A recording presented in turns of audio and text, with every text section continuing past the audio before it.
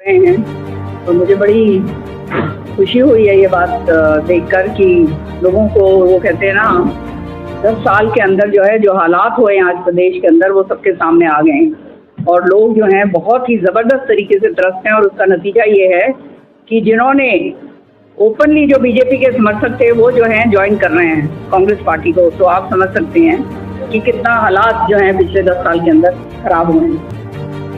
सबसे पहले तो मैं ये कहना चाहूँगी कि ये जो फैमिली आईडी और प्रॉपर्टी आईडी जो बनाई है ये सबके गले का फांस बन गई है। और इसका जो है सबसे पहले मैं तो ये कहती हूँ हमारी सरकार बनने के बाद इसको जो है हम खारिज करेंगे, क्योंकि ये फैमिली आईडी प्रॉपर्टी आईडी वही, हाँ, इसको खारिज हम करेंगे।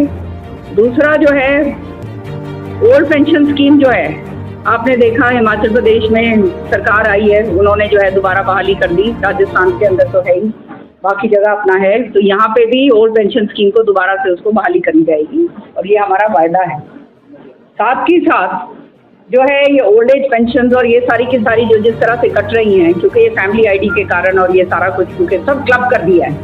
क्लब करने का मकसद ये मतलब ये हो गया कि एक पूरी फैमिली की जो इनकम है वो दिखा दी है 1.80, तो वो तो हर एक आदमी की हो जाती है। तो नतीजा ये हो रहा है कि उनके राशन कार्ड कट गए हैं, उनके जो है किसी के पास मोटरसाइकिल है तो उसका वो कट गया है, और सारा कुछ इस तरह से हालात हो गए हैं कि पूरे धरातल के ऊपर ट्राई हो रही है। जो प्रॉपर्टी आईडी ऐसे इन्होंने बनाई है कि वो सर्वे करवा लिया, किराएदार, अब जैसे मकान मालिक मैं हूँ, बगल का मैंने किराए पे दिया हुआ है, वो जो है उसने अपलोड कर दिया, अपलोड करके जो है वो मकान मालिक बन गया।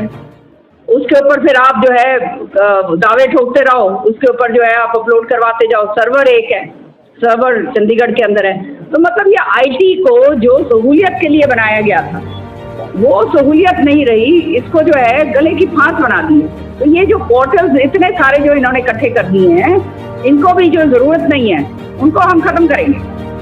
जो ज़रूरत है वो रहेंगे, जो अच्छे काम कर रहे हैं वो रहेंगे।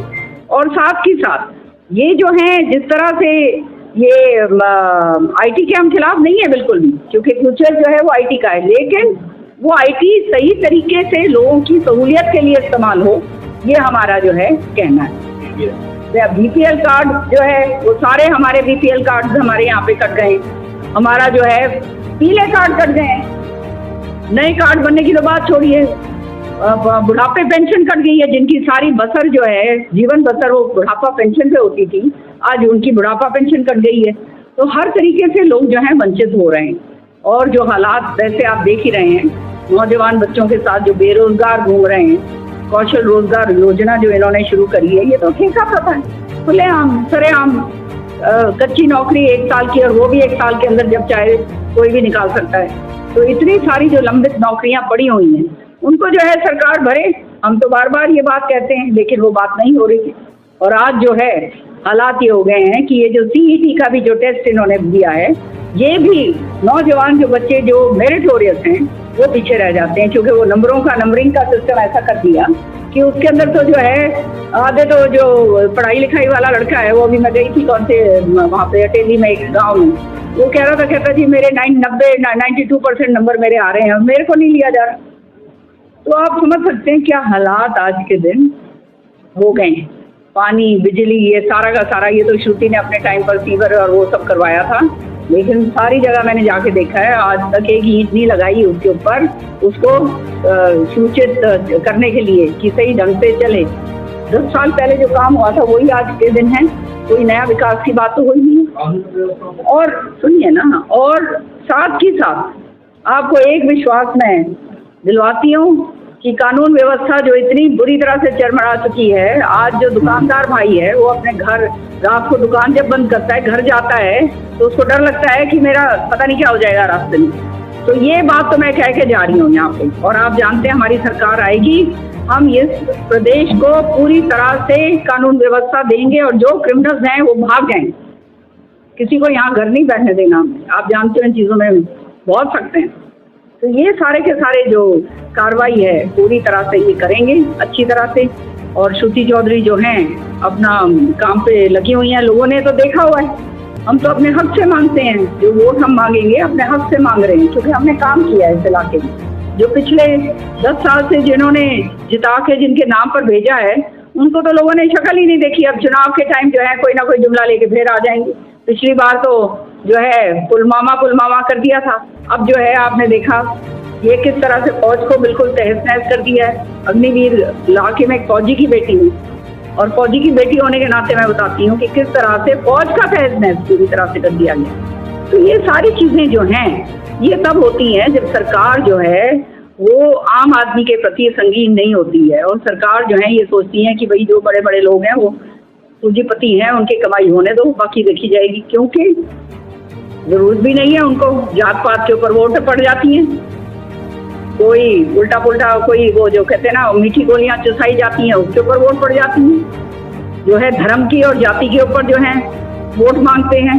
अभी जो है एक ये यहाँ पर रैली इन्होंने करी, उसमें इनके नेताओं को मैं सुन रही थी, कहते हैं मर्यादा लेकर आएंगे, राम की मर्यादा लेकर आएंगे। अब ये बताइए हम क्या राम के अनुयायी नहीं है? पूजा पाठ हम जितना करते होंगे और सच्चे दिल से करते होंगे कोई करता नहीं होगा।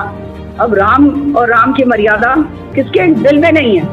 लेकिन अब ये जो चीजें हैं सब लोगों को समझ आ गई हैं, और जिस तरह से हालात मैं देख रही हूँ और जिस तरह की रिस्पॉन्स मैं देख रही हूँ, इस बारी जो है पूरी तरह से ये साफ हो जाएंगे। इसमें कोई इसमें कोई शुबहा नहीं मानती।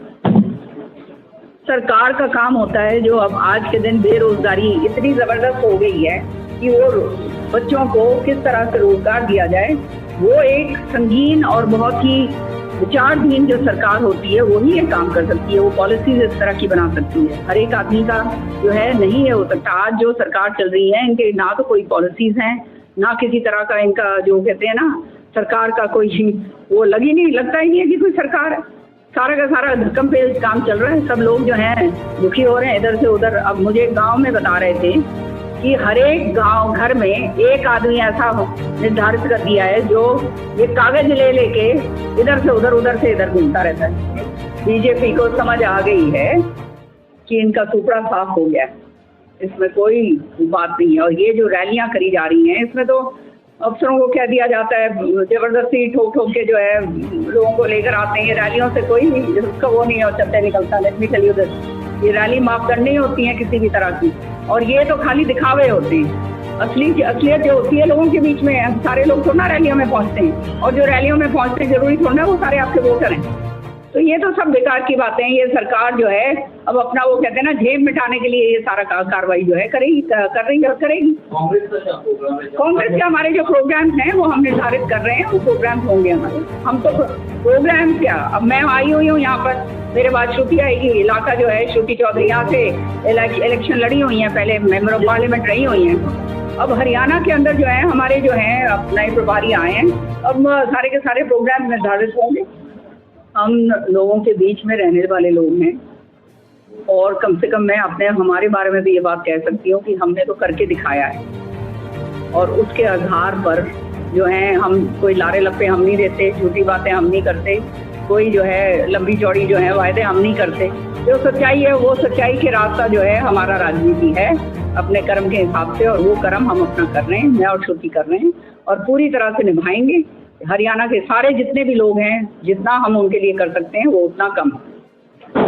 देखिए जो जीते हुए होते हैं नुमाइंदे, ये काम उनका होता है जो कि वो जनता के संपर्क में रहें, और संपर्क में रहना उनको चाहिए क्योंकि उनको वोट मिली हुई है। वो वोट मिली हुई है, वोट की अदायगी जो है उसको नेता को जो भी जीता हुआ है उसको करनी चाहिए। अब वो अगर वहाँ नहीं पहुँचते तो ये इससे बढ़ के और दुर्भाग्य क्या होगा। अब गाँव के अंदर मैं जहाँ गई हूँ, श्रुति भी जहाँ गई है, लोग बताते हैं जी हमने तो देखा ही नहीं, जिता के गाला हमने 2 बारी और 1 बारी भी नहीं देखा। अब बीजेपी क्या करेगी, अब जो है उठा के ज़्यादा से ज़्यादा क्या करेंगे, दूसरा चेहरा बदल देंगे। तो ये इस तरह की बातें जब होती हैं तो ये लोगों को बेवकूफ़ बनाने वाली बातें हैं और कुछ नहीं है। जो असलियत है, जो काम होना चाहिए, जो रिस्पॉन्सिबिलिटी होनी चाहिए, जो अकाउंटेबिलिटी होनी चाहिए, वो जनता के नुमाइंदों के अंदर रहेगी क्यों जब इस तरह से वोट पड़ेंगी।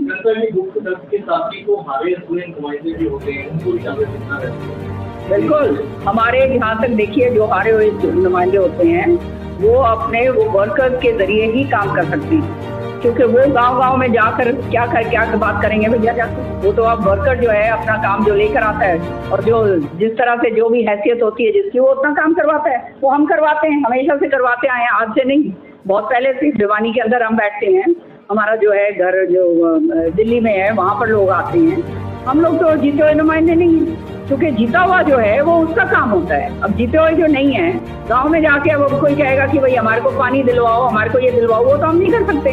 वो तो खाली जीता हुआ आदमी कर सकता है। नहीं, ये बात मैं आपकी नहीं मानूंगी सही, क्योंकि हम देखिए विधानसभा के अंदर हमने पूरी तरह से विपक्ष की भूमिका निभाते हैं। आप मेरी तकरीर निकाल के देख लीजिएगा, जितना जबरदस्त तरीके विधानसभा जो आप सुनिए ना, विधानसभा जो है वो सदन पटल है, सबसे बड़ी टेम्पल ऑफ डेमोक्रेसी है इन द स्टेट। तो वहाँ पे सारी बातें ये बोली जाती हैं। जहाँ तक अपने क्षेत्र की बात होती है, सब अपने जो जहाँ से जीते हुए हैं वो वहाँ पर अपना वो विरोध प्रदर्शन करते हैं, हम करते हैं।